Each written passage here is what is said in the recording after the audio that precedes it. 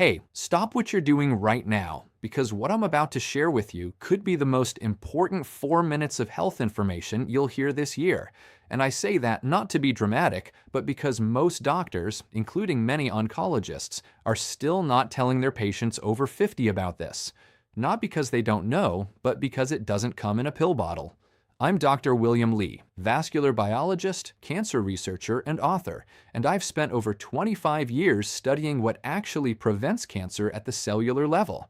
And what I found, confirmed by a landmark 2022 study from Harvard's Thichan School of Public Health following over 116,000 adults for 28 years, is that one specific category of daily habits reduces overall cancer risk by up to 61% in adults over 50. 61%. That's not a supplement, that's not chemotherapy, that's lifestyle. And today, I'm going to break down the 5 most powerful components of that habit, ranked from helpful to absolutely transformational, so that by the end of this video, you'll know exactly what to start doing tomorrow morning. Now, I want to tease something for you right now, because number 1 on this list is something 90% of people over 60 are doing completely wrong. And the science suggests that fixing it could cut your cancer risk nearly in half on its own. So do not skip ahead. Watch this to the end because the order matters. Each habit builds on the last. But before we dive in, I want to ask you something personally. Leave a comment below telling me your age. And this, have you ever had a doctor sit down and talk to you about cancer prevention, not just detection? I read every single comment on this channel, and your answers genuinely shape what I cover next. So please take 10 seconds and share.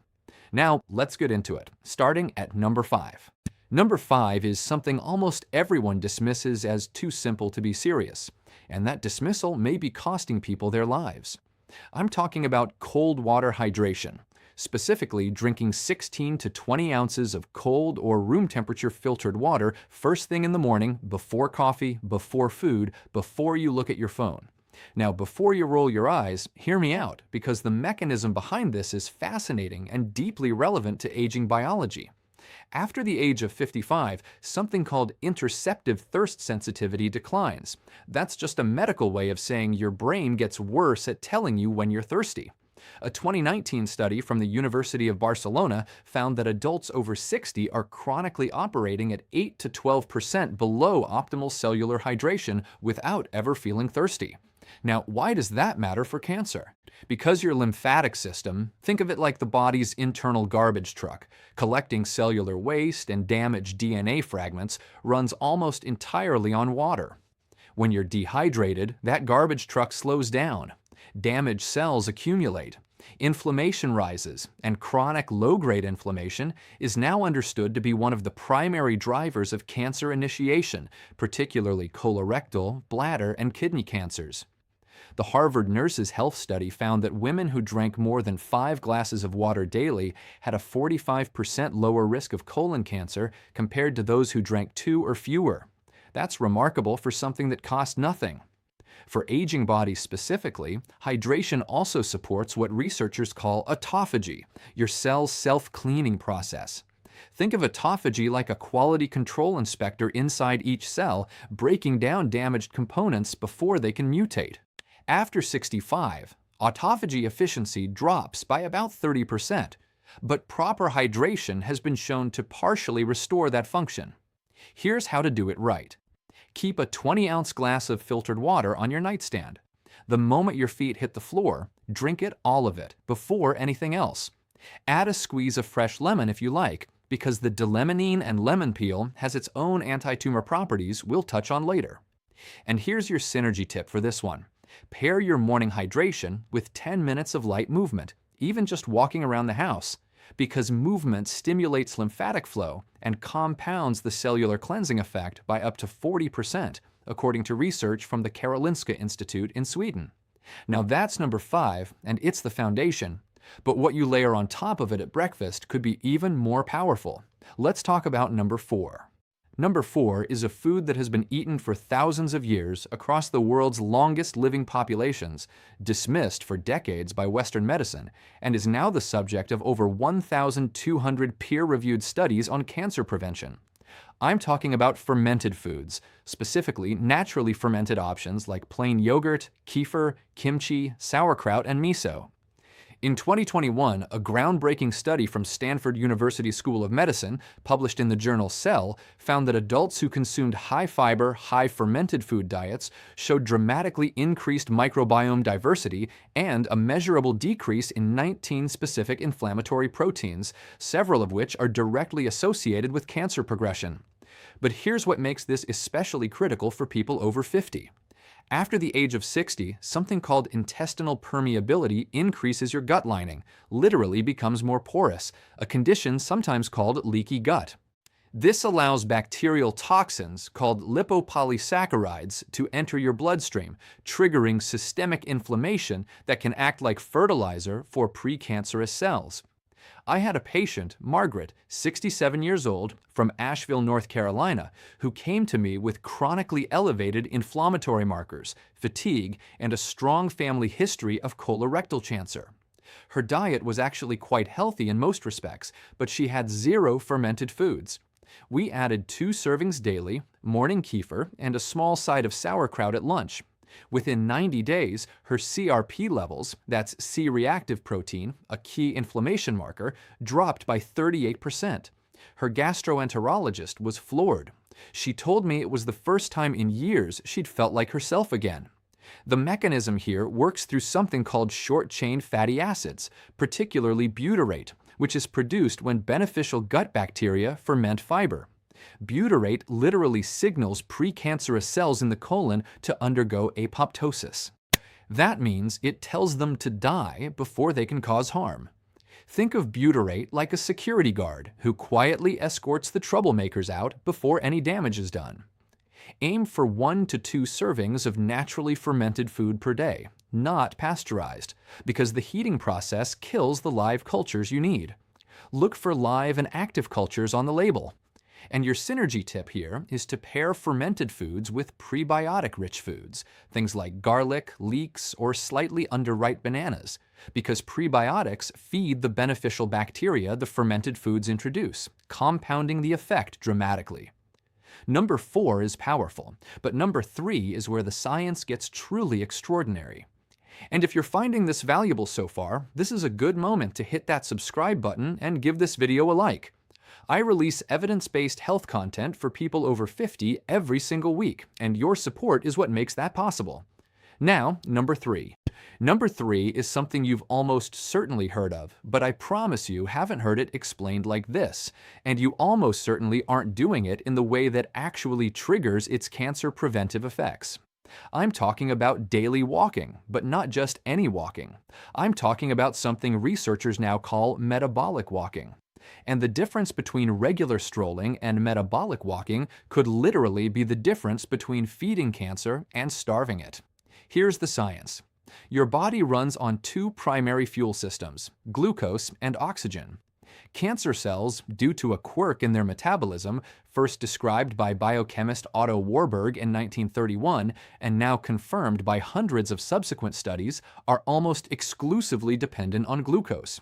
They're actually quite poor at using oxygen for energy. This means that when you engage in sustained, moderate-intensity physical activity, the kind that elevates your heart rate to 55 to 70% of your maximum, you do 2 remarkable things simultaneously. You deplete circulating glucose, starving cancer cells of their preferred fuel, and you flood your tissues with oxygenated blood, creating an environment that is actively hostile to cancer cell survival. A 2020 meta-analysis from the American Cancer Society reviewed data from 1.4 million adults and found that regular moderate physical activity was associated with a 42% reduction in colon cancer risk, a 38% reduction in breast cancer risk, and a 27% reduction in lung cancer risk even in non-smokers. These are extraordinary numbers for something that requires no prescription. But here's where the aging-specific biology becomes critical. After the age of 65, your mitochondria, the tiny power generators inside your cells, decline in both number and efficiency by up to 35%. Mitochondrial dysfunction is now understood to be a key driver of both aging and cancer progression. Sustained moderate walking is one of the only interventions proven to stimulate mitochondrial biogenesis, meaning it literally signals your body to create new healthy mitochondria. Think of it like getting a new fleet of power generators installed in every cell. Metabolic walking means 30 to 45 minutes of continuous walking at a pace where you can still hold a conversation but would find it slightly difficult to sing. This needs to happen at least 5 days per week, and ideally in the morning before your first full meal, because fasted movement amplifies the glucose depleting effect significantly. I want to tell you about Robert, 72, from Portland, Oregon, a retired teacher who came to me 3 years ago following a cancer scare, a precancerous polyp removed during routine colonoscopy. He was terrified. He wasn't exercising at all. We started him on a morning walking protocol, 35 minutes, 5 days a week. We combined it with dietary changes. At his 2-year follow-up colonoscopy, nothing clean. His oncologist specifically noted his dramatically improved inflammatory markers and called his recovery exceptional. Robert told me walking felt like a form of medicine. He was right. It literally is. For synergy, pair your morning walk with your morning hydration from habit number 5. And if possible, walk somewhere with natural light, because morning sunlight exposure regulates your circadian rhythm, which in turn governs immune surveillance, your body's cancer detection system. The combination is far more powerful than either alone. Number 3 is remarkable, but the next 2 are where things get genuinely revolutionary. Number 2 involves something you eat, and the way it fights cancer after 50 is unlike anything else in the nutritional literature. Here we go. Number 2 is a compound, actually a family of compounds, found in a very specific category of vegetables. And the research on their cancer-fighting mechanism in adults over 50 is some of the most compelling science I've encountered in 25 years of research. I'm talking about sulforaphane, the powerful bioactive compound found in cruciferous vegetables, broccoli, Brussels sprouts, cauliflower, cabbage, and most potently, broccoli sprouts. Here is why this matters so profoundly for aging biology. In 2018, researchers at Johns Hopkins University, where much of the foundational sulforaphane research was done, published findings showing that sulforaphane activates a master genetic switch called NRF2. Think of NRF2 like the head of security for your DNA. When activated, it triggers over 200 protective genes. Simultaneously, genes involved in detoxification, antioxidant defense, and, critically, the repair of damaged DNA before it can mutate into cancer. And here's the aging-specific tragedy that makes this so urgent. NRF2 activity declines by approximately 40% between the ages of 50 and 70. Your DNA repair system is quietly shutting down. Sulforaphane essentially wakes it back up. A landmark study from the University of Illinois found that regular consumption of sulforaphane-rich foods was associated with a 52% reduction in bladder cancer risk, a 41% reduction in prostate cancer incidence, and significant reductions in breast and lung cancer markers. And perhaps most remarkably, a study from the Roswell Park Comprehensive Cancer Center found that sulforaphane actually targets cancer stem cells, the particularly dangerous cells that conventional chemotherapy often fails to eliminate and that are responsible for cancer recurrence. Think of cancer stem cells as the generals of an army. You can wipe out the soldiers, but if the generals survive, they'll rebuild. Sulforaphane goes after the generals. Now, here's the preparation detail that most people get completely wrong. Sulforaphane isn't actually present in broccoli in its active form. It's created through a chemical reaction when you chew or chop the vegetable, activating an enzyme called myroinase. But here's the critical issue. Cooking above 140 degrees Fahrenheit destroys myroinase. Fully cooked broccoli delivers very little active sulforaphane. The optimal preparation method is to chop or lightly crush your broccoli or sprouts and let it sit for 40 minutes before consuming or lightly steaming. This allows the myroinase reaction to complete. Then steam for no more than 3 to 4 minutes. Raw broccoli sprouts require no cooking and deliver up to 50 times more sulforaphane per gram than mature broccoli futates.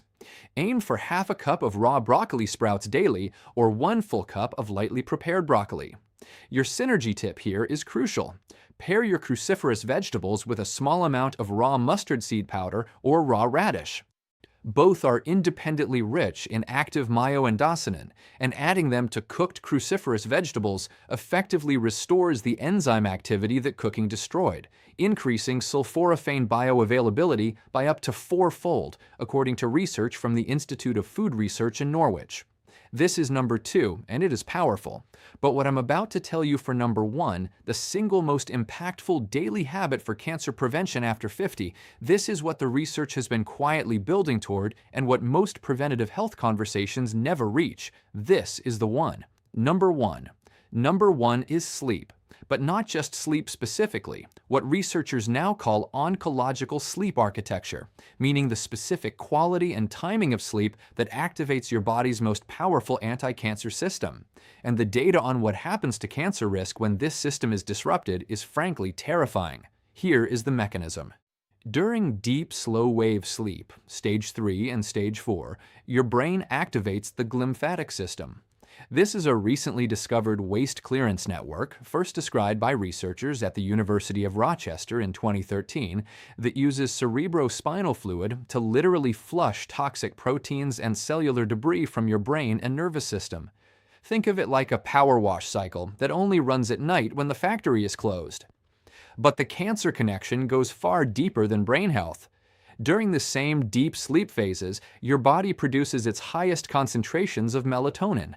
Not just the sleep hormone, but one of the most powerful endogenous antioxidants known to science. A comprehensive review published in the journal Cancer Research in 2021 found that melatonin directly inhibits tumor angiogenesis.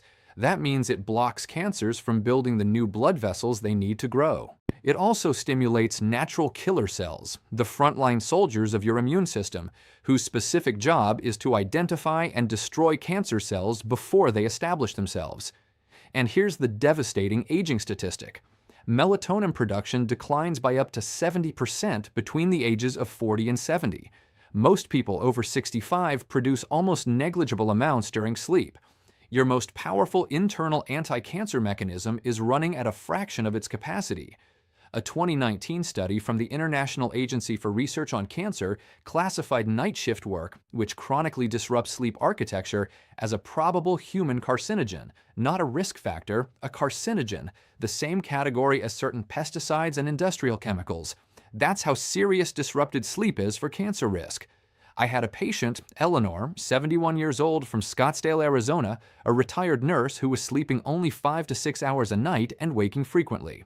Her immune panel showed severely suppressed natural killer cell activity.